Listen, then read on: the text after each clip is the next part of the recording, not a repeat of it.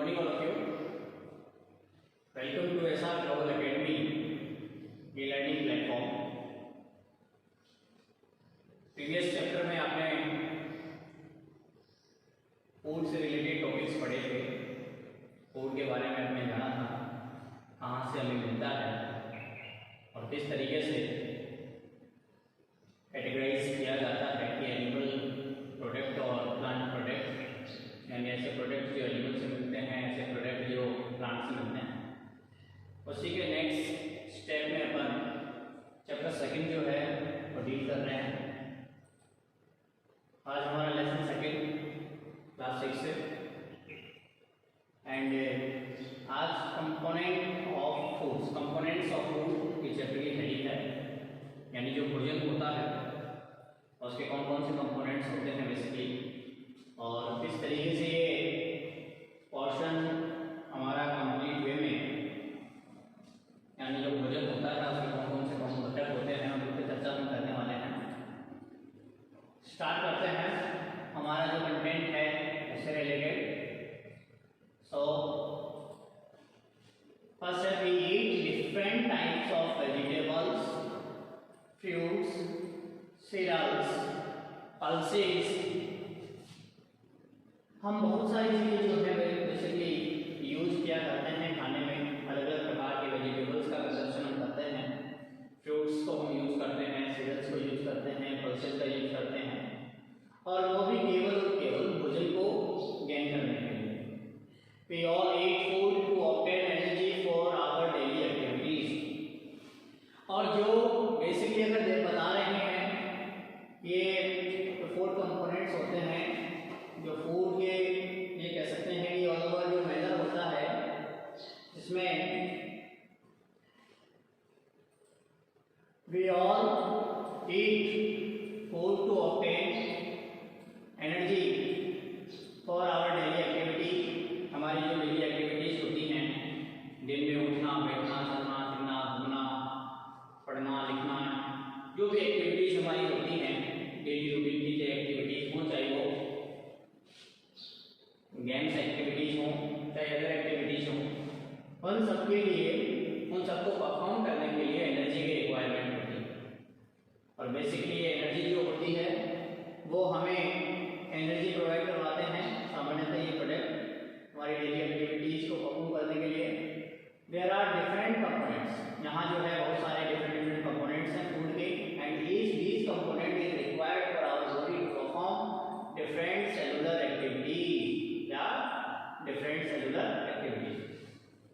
यानी ये different components जो होते हैं भोजन में, और प्रत्येक जो कंपोनेंट्स हैं वो शरीर के अंदर सबका अलग अलग इम्पोर्टेंट रोल होता है, और सबके अलग अलग सेल के इनर साइड में सभी एलिमेंट्स की, सभी फूड कंपोनेंट्स की अलग अलग रिक्वायरमेंट्स होती है।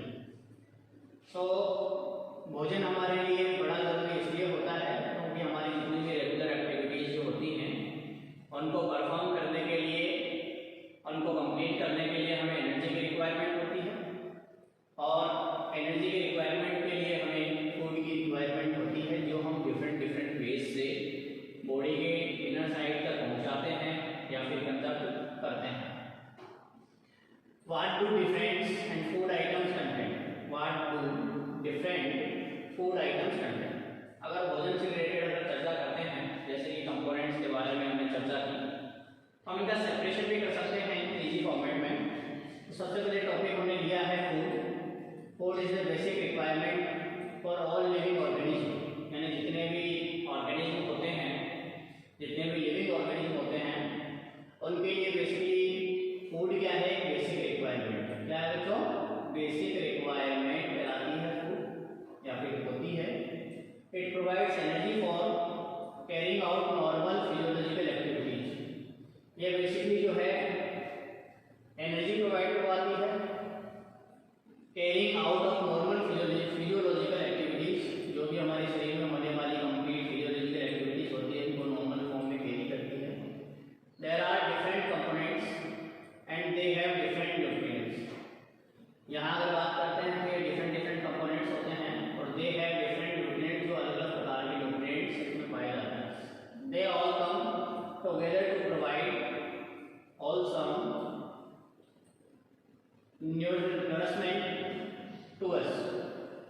सारे के सारे एक जगह कंबाइंड होकर एक जगह अगर इनको कंबाइंड फॉर्म में लिया जाता है वॉल्यूम के लिए, तो ये हमारे लिए नोरिशमेंट की तरह काम करता है, हमारे लिए पोषण का काम करता है।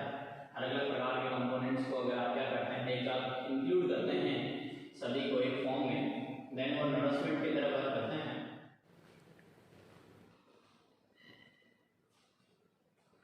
एग्जाम्पल से रिलेटेड अगर चर्चा करते हैं नेक्स्ट, जैसा कि हमने बताया अभी जस्ट यहाँ दाल ले सकते हैं, एग, मीट, ये बेसिकली क्या चीज़ प्रोवाइड करवाते हैं हमें, प्रोटीन प्रोवाइड करवाते हैं। And next fruit and vegetables से रिलेटेड बात करते हैं तो इनसे हमें विटामिन और मिनरल्स मिलते हैं।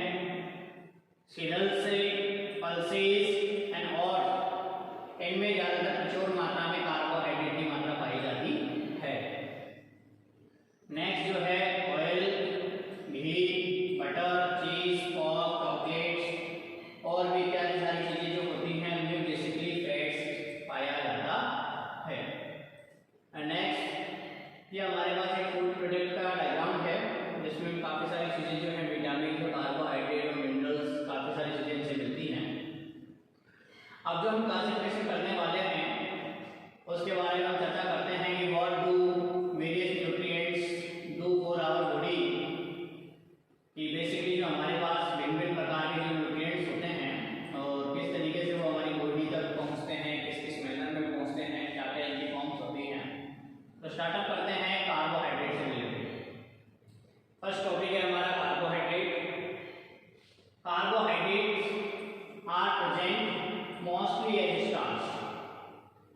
अगर हम बात करें ज़्यादातर जो है कार्बोहाइड्रेट की जो ये कह सकता हूँ एक प्रकार की कैटेगरी है, और कार्बोहाइड्रेट जो है उसकी जो फॉर्म होती है डिफर इसमें ग्लूकोज, फ्रुक्टोज, लैक्टोज, ये सारे कार्बोहाइड्रेट्स के एग्जाम्पल हैं। उनमें स्टार्च भी एक एग्जाम्पल है कार्बोहाइड्रेट का।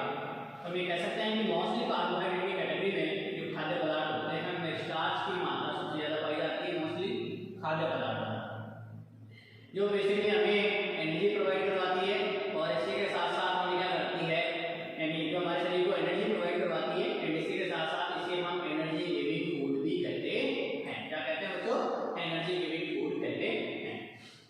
कुछ एग्जांपल्स हैं यहाँ पे कार्बोहाइड्रेट जिनसे हमें प्राप्त होता है, व्हीट, पोटैटो, राइस एटसेट्रा। ये जितने भी 3 एग्जांपल्स मैंने बताए हैं इनके अलावा बहुत सारे एग्जांपल हैं जिनसे हमें कार्बोहाइड्रेट की सप्लाई होती है, कार्बोहाइड्रेट मिलता है और ये बेसिकली गुड सोर्सेज होते हैं कार्बोहाइड्रेट। नेक्स्ट कंटेंट आता है आपके पास iodine test for carbohydrates. Iodine test जो होता है कार्बोहाइड्रेट्स का उसके बारे में जिक्र करते हैं। Carbohydrate present in the all food item tested by the iodine test. जैसा कि हम देख पा रहे हैं कार्बोहाइड्रेट बेसिकली जो है आयोडीन टेस्ट के द्वारा जांचा जा सकता है, टेस्ट किया जा सकता है, यानी कौन से पदार्थों के अंदर कार्बोहाइड्रेट पाया जाता है और कौन से पदार्थों में कार्बोहाइड्रेट नहीं पाए जाते। क्या करना होता है हमें, जहां से कि हम देख पा रहे हैं इसमें कुछ फ्यू ड्रॉप्स जो हैं सामान्यतः फ्यू ड्रॉप्स जो हैं हमें किसकी लेनी होती है, डाइल्यूट आयोडीन सॉल्यूशन की लेनी होती है।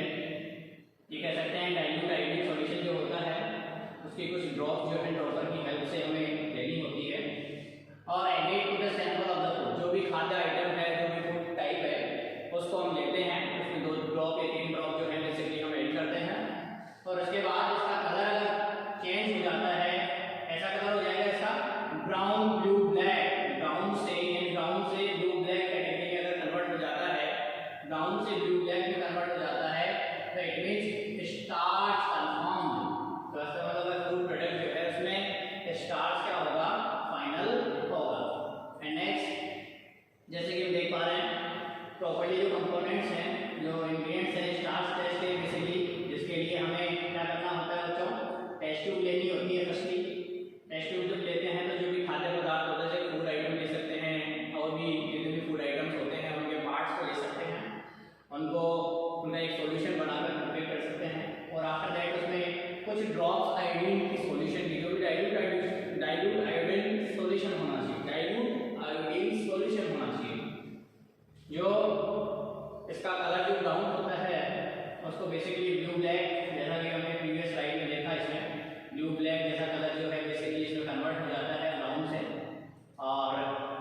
नेक्स्ट जो है ऐसा कन्वर्टेशन अगर हो जाता है ऐसी फेजेज में तो हम ये कहेंगे स्टार्च कन्फर्म, या sorry carbohydrate confirm. Next topic आता है हमारा प्रोटीन से रिलेटेड। जैसा कि आप देख पा रहे हैं इसमें प्रोटीन हमारे लिए नेक्स्ट टॉपिक है। और प्रोटीन क्या है, हमारे पास एक बॉडी को निर्माण करने के लिए, बॉडी को तैयार करने के लिए एक ऐसा न्यूट्रिएंट्स है जो हमारे शरीर का मैन्युफैक्चरिंग के डेवलप करने के लिए बड़ा जरूरी होता है। और इसकी आवश्यकता जो होती है शरीर के एक सिंगल हिस्से को भी अगर प्रिपेयर करना है, तैयार करना है, बिल्ड करना है तो डेफिनेटली हमें प्रोटीन की रिक्वायरमेंट होती है। चाहे छोटी से छोटी सेल हो, चाहे बड़े से बड़ा ऑर्गेन हो, उन सबके प्रिपरेशन के लिए हमें प्रोटीन की आवश्यकता होती है। ये प्रोटीन जो होता है बेसिकली हेल्प करता है, they help in a growth and repair of our body. यह हमारे शरीर को रिपेयर करता है, ग्रोथ प्रोवाइड करवाता है, और जो भी सेल डैमेज हो जाती है किसी भी रीजन से उनको रिपेयर करता है। इसमें एग्जांपल हम दे सकते हैं, प्रोटीन टिफिन से मिलता है, सोर्सेज तो है मीट, लेंटिल्स एक्सेट्रा, ये फूड सोर्सेज हैं प्रोटीन के। नेक्स्ट कंटेंट जो हमारा आता है वो आता है प्रोटीन जो है जिन खाद्य पदार्थों में पाया जाता है उसका टेस्ट किया जाए। तो टेस्ट क्या होता है प्रोटीन का, उसके बारे में चर्चा करते हैं। प्रोटीन जो है, जो भी खाद्य पदार्थ होते हैं उसको हम कॉपर सल्फेट और कास्टिक सोडा से सॉल्यूशन होता है उसके द्वारा टेस्ट कर सकते हैं कॉपर वे में। और जो भी सैंपल फूड जो होता है, जो भी सैंपल फूड आइटम होता है made into the very dilute paste, यानी जो भी खाद्य पदार्थ होता है उसका क्या करना होता है, हमें डाइल्यूट पेस्ट बनाना होता है। और about the solution are added to it, और जो भी सॉल्यूशन हमने बनाया था कॉपर सल्फेट का, कास्टिक सोडा का जो सॉल्यूशन बनाया था हमने टेस्ट करने के लिए, उसको हम ऐड कर देते हैं। If the colour of the resulting solution, तो इसका जो रिजल्ट होगा टेस्ट का वो बेसिकली क्या होगा, चेंजेस टू द पर्पल, इस कलर में चेंज हो रहा है, पर्पल कलर में चेंज हो रहा है, तो इट मींस प्रोटीन कंफर्म। इसका मतलब क्या हो गया, प्रोटीन कंफर्म हो जाता है। एंड नेक्स्ट जैसा कि आप देख पा रहे हैं ये हमारे पास एक टेस्ट ट्यूब दी गई थी। टेस्ट ट्यूब में हमने क्या कर दिया, पर्टिकुलर ये एक सॉल्यूशन बना लिया। सॉल्यूशन में हमने पर्टिकुलर जो ये कह सकते हैं टेस्ट ऑफ प्रोटीन में जो सॉल्यूशन हमने प्रिपेयर किया था कॉपर सल्फेट से रिलेटेड, और दूसरा जो था कास्टिक सोडा, उन दोनों को मिक्स करके और जो प्रॉपर की हेल्प से हमने क्या कर दिया, ऐड कर दिया, और proper colouring appearing in the food sample solution. जैसे कि हम देख पा रहे हैं नेक्स्ट थर्ड टॉपिक हमारा fats. Fats are high energy nutrients, they are needed in moderate. हमें अगर देखा जाता है तो fat basically highly energy provide करने वाले न्यूट्रिएंट्स होते हैं, और इनकी आवश्यकता जो है वो मॉडरेट अमाउंट में, यानी कह सकता हूँ कि मध्यम लिमिट तक ही हमें आवश्यकता होती है, ज़्यादा रिक्वायरमेंट नहीं होती। फैट्स जो हैं observe reserve food material of our body. ऐसा इसलिए है क्योंकि जब भी हम फूड वगैरह खाते हैं वो अगर फैटी सब्सटेंस में ज़्यादा है देन वो हमारी बॉडी में स्टोर हो जाता है और उसी का ही कंजप्शन हम करते रहते हैं। सोर्सेज में बात करें ऑयल, घी, बटर, ये जितने भी हैं वो सोर्सेज ऑफ द फैट हैं। फैट का भी पर्टिकुलर टेस्ट होता है, उसमें हम लिखेंगे fats in the food are tested by the simple paper test. एक सिंपल पेपर टेस्ट के द्वारा हम फैट का टेस्ट कर सकते हैं। क्या करना होता है कि little amount of the sample food is wrapped in a paper, एक छोटे से मात्रा में जो है सैंपल फूड जो है, जो भी भोजन जिसमें फैटी कंटेंट अवेलेबल है, उसे एक पेपर से रैप कर देंगे, लपेट देंगे एंड क्रश कर देंगे। If the paper gets oily passes the presence of the fats in the food are confirm. जब भी हम खाद्य पदार्थ को किसी पेपर पे लिखे, कोई भी फूड आइटम होता है जो बनाया होता है तो उसमें अगर ऑयल है या फैटी कंटेंट है या नहीं है तो हमें उसी पेपर पे लेना है, उसको अच्छे से प्रेस करना है, दबाना है और प्रेस कर देना है। देन पेपर को हमें क्या करना है, सेपरेट करके देखना है प्रॉपर्ली वे में, जिससे अगर उस पर ऑयली स्पॉट अगर होता है, ऑयली पैसेज अगर धब्बे पाए जाते हैं, इट मीन्स वहाँ फैटी कंटेंट जो है बेसिकली क्या हो गया, कंफर्म हो जाता है। नेक्स्ट देखिए एक कागज पर लगाया हुआ जो वाटर स्पॉट है वो इस तरीके से दिखाई देता है, बट एक ऑयल पे लगाया हुआ स्पॉट जो है वो इस तरीके से दिखाई देता है। ये fat test for the fat के लिए होता है। नेक्स्ट टॉपिक आता है हमारा, वो आता है फाइबर। जैसा कि आप देख पा रहे हैं फाइबर रेशे से रिलेटेड, फाइबर जो होते हैं, जो मटेरियल्स होते हैं, फूड मटेरियल्स होते हैं, उनमें फाइबर्स पाए जाते हैं बेसिकली। और फाइबर जो है materials that add value to the food, और ये हमारे लिए रॉ मटेरियल कंटेंट की तरह अच्छे काम करते हैं। ये हमारे लिए न्यूट्रिएंट्स तो प्रोवाइड नहीं करवाते बट बहुत इंपॉर्टेंट होते हैं। Humans can not use the fibre as a nutrient, nutrient के तौर पर मानव कभी भी, मनुष्य जो है कभी भी इसका यूज नहीं करता, but they help in easy movement.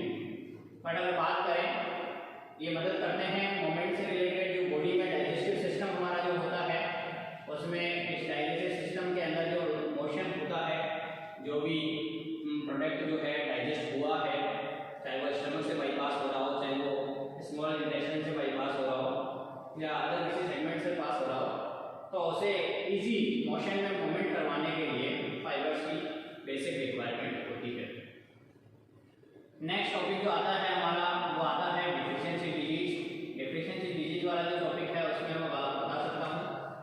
Shortage अगर वन टाइप ऑफ कंपोनेंट्स की कंटिन्यू शॉर्ट टर्म या लॉन्ग टर्म के लिए रहती है, देन उसे हम क्या कह सकते हैं, डेफिशिएंसी डिजीज कह सकते हैं। किसी भी चीज़ की कमी से होने वाला रोग जो है वो डेफिशिएंसी डिजीज कहलाता है। इसी में ही बैलेंस डाइट का टॉपिक दिया है। Balance diet is a diet, एक ऐसी डाइट होती है that has all the necessary nutrients in the amount that is needed for the normal body functioning. यानी कह सकते हैं कि भोजन का जो बैलेंस डाइट होती है बेसिकली वह डाइट होती है जो नेसेसरी होती है और न्यूट्रिएंट्स की amount that is needed for normal body functioning. यानी जो नॉर्मल बॉडी फंक्शनिंग होता है वो पर्टिकुलर उस मैनर में हो कि पर्याप्त मात्रा में बॉडी जो है ऑपरेट हो रही है और जिसमें सभी प्रकार के न्यूट्रिशन बॉडी को मिल रहे हैं। तो ऐसे आहार को, ऐसी डाइट को हम क्या करते हैं, बैलेंस डाइट की कैटेगरी में काउंट करते हैं। जैसे कि आपके सामने एक पर्टिकुलर मैंने दिखा रखा है इसमें क्या क्या चीज़ें अवेलेबल होनी चाहिए। ये खाद्य पदार्थ के लिए बैलेंस डाइट का एक हेल्दी बॉडी जो है कब रखेगी, तो ऐसे वाली पेज के लिए एक डायग्राम यहाँ रिप्रेजेंट कर रखा है। और जैसे कि प्रीवियस हमने बताया हमारी डेफिशिएंसी डिजीज का जो टॉपिक था उसके बारे में थोड़ा बहुत बताया भी था और उसी के बारे में आगे चर्चा करते हैं। Deficiency disease are caused by the lack of certain nutrients. सबसे important factor lack of certain nutrients. जैसा कि आप देख पा रहे हैं, किसी भी न्यूट्रिएंट्स की अगर कमी होती है तो हम ये कहेंगे कि वह डेफिशिएंसी डिजीज से ग्रसित है। ये डिजीज जो होती हैं वो ट्रीट की जाती हैं by the properly balance diet. इसके द्वारा बाई प्रॉपर बैलेंस डाइट, पर्याप्त मात्रा में भोजन अगर लिया जा रहा है, एक बैलेंस डाइट दी जा रही है, तो इस तरीके से हम डेफिशिएंसी डिजीज को दूर कर सकते हैं। If the body is deficient in the vitamins we get vitamin deficiency disease. हम अगर बात करें, मान लीजिए कि आपका शरीर जो है वह अगर विटामिन की कमी की वजह से आपको कोई रोग हो रहा है, तो विटामिन की कमी है आपके शरीर में, तो ऐसे वाले केस के लिए जो डिजीज होंगी उनको हम क्या कहेंगे, विटामिन डेफिशिएंसी डिजीज। उससे होने वाले जो रोग हैं जैसे स्कर्वी जो रोग होता है बेसिकली विटामिन सी से होता है। ऐसे पेल्ग्रा, रिकेट्स, एजेट्रा, जितने भी बेसिकली डिजीज जो होती हैं वो किसी न स्पेसिफिक विटामिन की कमी से होती हैं। यदि मान लीजिए मिनरल्स की भी डेफिशिएंसी होती है तो उनसे उत्पन्न होने वाले रोग जो हैं उनको क्या कहते हैं, हम मिनरल डेफिशिएंसी डिजीज कहते हैं। आयरन के बारे में बात करते हैं तो आयरन भी बेसिकली क्या करता है, पर्टिकुलर डिजीज जो है वो प्रोड्यूस करता है जिसे एनीमिया कहते हैं। ऐसे ही फॉस्फोरस से होने वाली भी जो डिजीज होती हैं उसमें हड्डियां जो होती हैं कमजोर होती हैं, इसी के साथ साथ टीथ जो होते हैं वो भी क्या होते हैं, कमजोर हो जाते हैं। यहाँ मैंने दे रखा है कि देखिए आप विटामिन एंड मिनरल्स से डेफिशिएंसी डिजीज वाला मैंने दे रखा है, इसके साथ साथ सिम्टम्स का मैंने दे रखा है। 3 अलग-अलग कॉलम जो बना रखे हैं जिसमें क्या क्या होता है ध्यान से देखिएगा। जैसे मान लीजिए कि विटामिन ए जो है उसकी कमी अगर होती है तो आपको उत्पन्न होने वाला रोग जो है आप जिससे सफर करेंगे वो नाइट ब्लाइंडनेस होगा।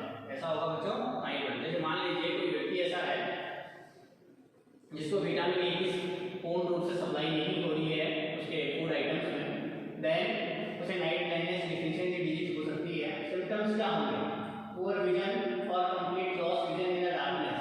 अंधेरे के अंदर पूर्ण रूप से दिखना बंद हो जाएगा या फिर कम लाइट जो होती है उसमें दिखना बंद हो जाएगा, कम दिखेगा।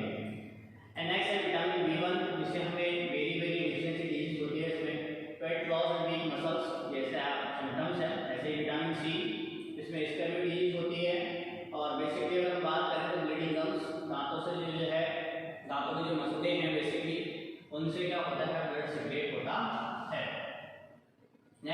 विटामिन डी रिकेट्स इसकी डिजीज है, इसमें सॉफ्ट टेंडर वीक बोन्स।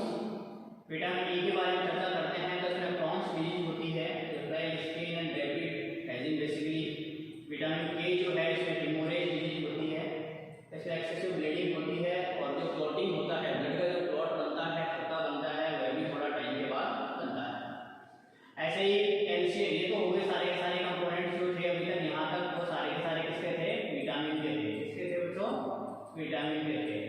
ठीक है, ये तो सारे विटामिन और ये सारे कंपोनेंट जो बच रहे हैं वो सारे किसके हैं? मिनरल्स के। फर्स्टली हम देख रहे हैं इसमें कैल्शियम, तो कैल्शियम में कैल्शियम की जो पर्टिकुलर जो डिफिशिएंसी डिजीज होती है आपके पास, वो आता है आपके पास ऑस्टोमेलेसिया एंड ऑस्टोपरोसिस, जिसमें ब्रिटल बोन्स, हड्डियां जो हैं वो क्रैक हो जाती हैं। एंड फॉस्फोरस की कमी से अगर बात करते हैं उसमें बैड टीथ एंड रिकेट्स और ट्विस्टेड लिम्ब और अनफॉर्म्ड टीथ, यानी ये कह सकते हैं कि प्रॉपर्ली सेगमेंट में टीथ जो होते हैं वो ग्रोथ नहीं करते। आयरन से रिलेटेड बात करते हैं तो आयरन से उत्पन्न होने वाला जो रोग है वो एनीमिया है। इसमें लोग अगर बात करते हैं तो आरबीसी जो होती हैं वो अगर लो अमाउंट में होती है, कम होती है, तो प्रोडक्शन नहीं हो पाता उनका। नेक्स्ट कंपोनेंट आता है आपके पास आयोडीन, और आयोडीन जो है विशेष तौर से गोइटर नाम की डिफिशिएंसी डिजीज है जो कि आयोडीन की कमी से होती है। इसकी वजह से सिम्टम जो देखने को मिलता है वो आता है कि थायराइड ग्लैंड का इलाज होता है ना। थायराइड ग्लैंड जो होती है, जो बेसिकली हमारे गले में पाई जाती है, वो बड़ी हो जाती है, स्वेलअप हो जाती है, फूल जाती है, इससे गर्दन जो है वो मोटी हो जाती है। नेक्स्ट कंपोनेंट जो आता है वो आ रहा है हमारे पास फूड सोर्सेज, जिसमें पहला कंपोनेंट है हमारे पास vitamin. Vitamin are the essential nutrients that help in the maintaining normal functioning and also fights off infection. यदि हम बात कर रहे हैं इसमें विटामिन जितने भी होते हैं वो हमारे लिए बड़े ही जरूरी होते हैं, क्योंकि हमारे शरीर के जितने भी फंक्शंस हैं और जितने भी इन्फेक्शन होने के चांसेस होते हैं या इन्फेक्शन होते हैं हमारे शरीर में, उनके अगेंस्ट फाइट करने के लिए बड़ी जरूरी होते हैं। फ्रूट्स वेजिटेबल्स ये इसके मेजर सोर्सेज हैं विटामिन के लिए, मेजर सोर्सेज। एंड हमारी जो आंखें होती हैं, बोन्स होती हैं, टीथ होते हैं, दंत होते हैं, या स्किन हेल्दी रहे, वो केवल और केवल विटामिन की अगर प्रॉपर सप्लाई है तो ये पॉसिबल है। जैसे vitamin A, vitamin B complex, और विटामिन बी कॉम्प्लेक्स से मतलब बी के अंदर बहुत सारे टाइप्स होते हैं विटामिन में, ऐसे सी, डी, ई और के। और ये विटामिन जो होते हैं वो डिफरेंट फूड आइटम से मिलकर मिलते हैं हमें। इसमें देखिए आपके पास एक टेबल दे रखे हैं, जैसे विटामिन ए के बारे में बात कर रहे हैं तो ये हमें क्या करता है, केवल और केवल इसका जो फंक्शन है teeth, eyes and skin healthy. And इसी के साथ साथ विटामिन बी1 के बारे में चर्चा करते हैं तो ये help the body use energy from the food we eat, यानी बेसिकली जो है ये मदद करते हैं ऊर्जा, कह सकते हैं कि help the body use energy from the food we eat, यानी जो भोजन वगैरह खा रहे हैं तो उसके लिए हमें एनर्जी प्रोवाइड करवाने का काम साधन से होता है। एंड विटामिन सी का जो यूज होता है सामान्यतः तो ये होता है हेल्प हील बाउंड, यानी जो घाव की रिपेयरिंग होती है उसके लिए, मेंटेन हेल्दी गम्स, जो मसूड़े स्वस्थ रहते हैं, एंड ब्लड वेसल्स, इसके साथ फाइट इन्फेक्शन, जो भी इन्फेक्शन वगैरह होते हैं उनके अगेंस्ट भी ये फाइट करता है। विटामिन सी का ये इंपॉर्टेंट रोल है। ऐसे ही विटामिन डी के बारे में बात कर रहे हैं तो keep teeth and the bones healthy, और हड्डियां जो होती हैं वो प्रॉपर तरीके से क्या कर रही हैं, मजबूत रहती हैं विटामिन डी की वजह से। विटामिन डी की अगर सप्लाई हो रही है देन उसमें हमारे पास maintain healthy skin and hair, and इसी के साथ साथ स्लो डाउन एजिंग, यानी उम्र जो है, उम्र का बुढ़ापा या बड़प्पन जो है, ऐसा लगता है कि कम एज के अंदर भी बड़ा व्यक्ति है, तो ऐसी वाली फेज में नहीं होती है। पावरफुल एंटीटॉक्सिक कंपोनेंट्स होते हैं और कुछ इंपॉर्टेंट फैक्टर होते हैं ब्लड क्लॉटिंग से रिलेटेड, तो उनमें भी हम चर्चा करते हैं। विटामिन ई की वजह से इंपॉर्टेंट जो कुछ फैक्टर्स होते हैं उनमें प्रॉपर तरीके से वर्किंग होती है। नेक्स्ट कंपोनेंट और फाइनल कंपोनेंट हमारा आता है minerals. Minerals are important substance that help your bodies form functions at the many different level. हमें पता है कि जितने भी मिनरल्स होते हैं वो इनका अगर इंपॉर्टेंट सब्सटेंस है जो हमारे शरीर में क्या कर रहे हैं, पर्टिकुलर एक बॉडी का फॉर्म कर रहे हैं, फंक्शंस को मेनी डिफरेंट लेवल, अलग अलग लेवल के ऊपर, यानी कह सकते हैं कि ये हमारे बहुत ही महत्वपूर्ण स्रोत होते हैं, पदार्थ होते हैं, और जो हमें हमारी जो बॉडी का फॉर्मेशन है या उसके फंक्शंस हैं अलग अलग डिफरेंट लेवल के ऊपर उसे परफॉर्म करते हैं। मिनरल्स हमारे लिए एसेंशियल होते हैं मेटाबॉलिक फंक्शन के लिए और ग्रोथ के लिए, एंड इसके साथ ऑर्गन फंक्शन